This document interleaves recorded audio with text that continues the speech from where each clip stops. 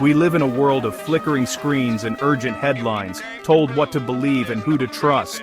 Every image, every message is part of a carefully constructed play, a grand theater where we are the audience, and the actors play roles we're never meant to understand. The story is simple. Trust us. We know best.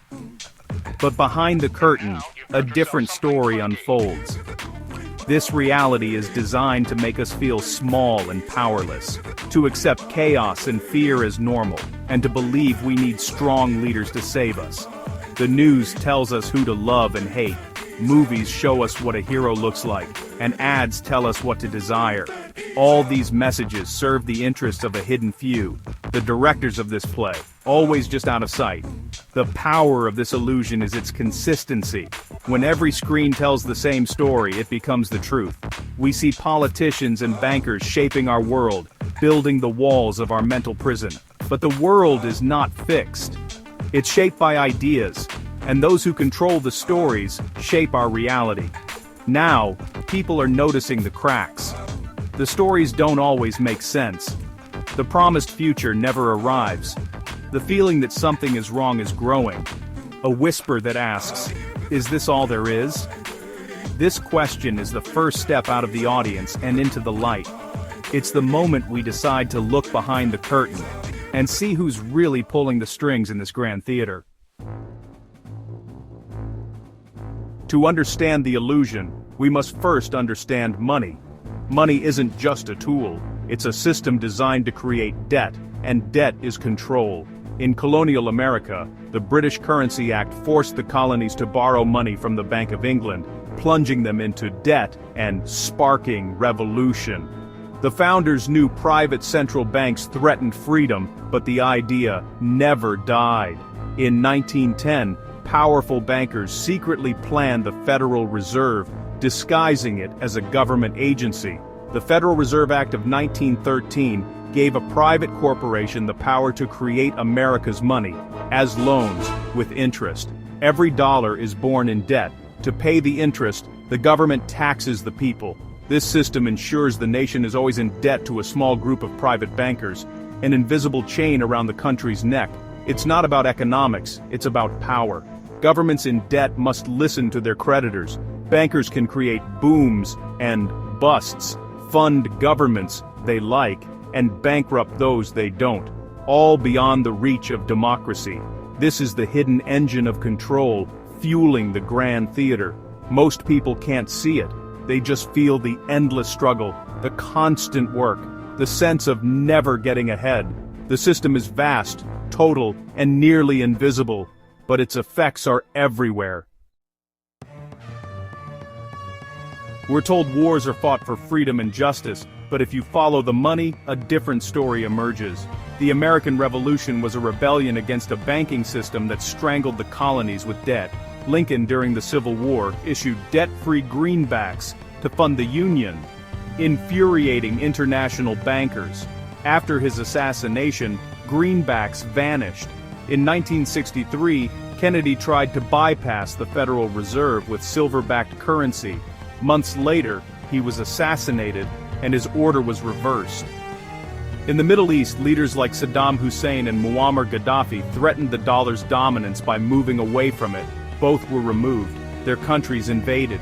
The official stories were about weapons and humanitarian crises, but behind the curtain, it was always about control of money. Wars are waged not for ideals, but to protect the financial system's power. The pattern repeats: challenge the money system, and you become a target. The real war is for control of currency, not for freedom. The stories we're told are distractions from the true motives. The banking empire's power depends on keeping the world in debt and chaos.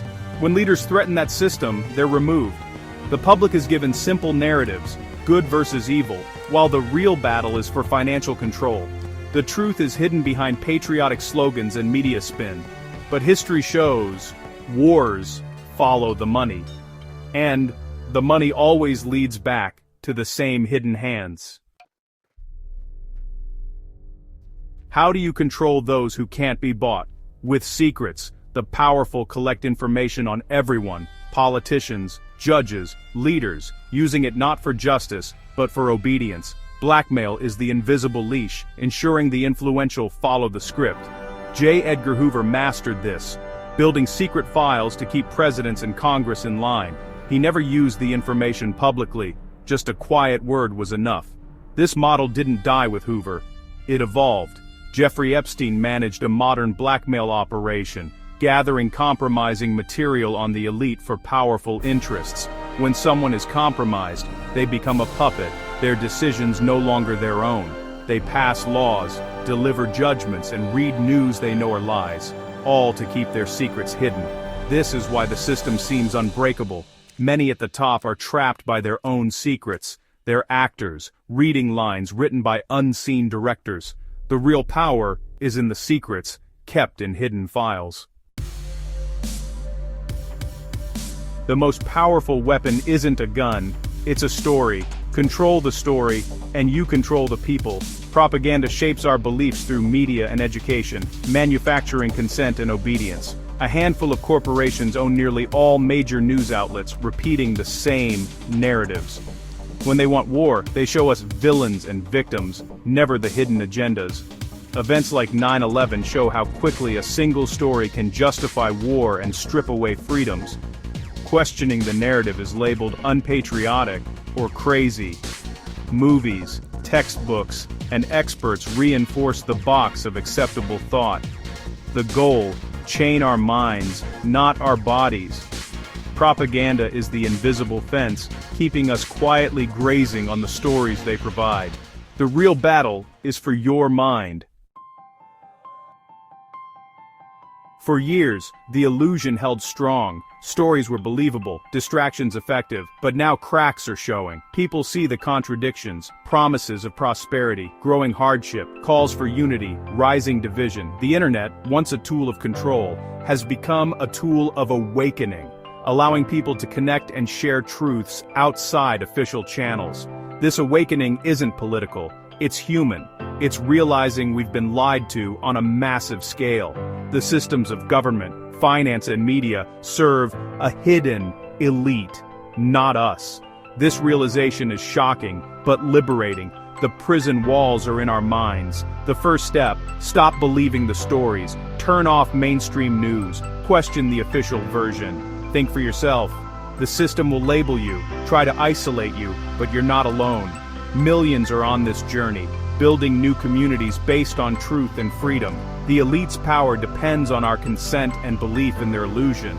Withdraw consent, and their power evaporates. Stop believing their stories, and the theater becomes an empty stage. They are few, we are many. Their empire is a house of cards, built on lies.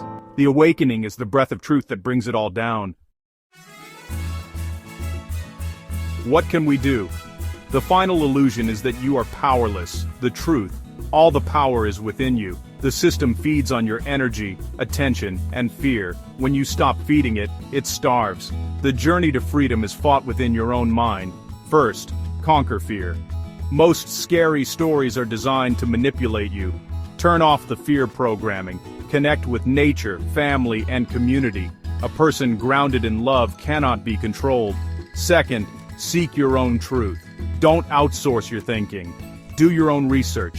Trust your intuition. The truth is often simple, once you clear away the noise. Finally, reclaim your sovereignty. You are not a cog in a machine. You are a powerful, creative, free human being.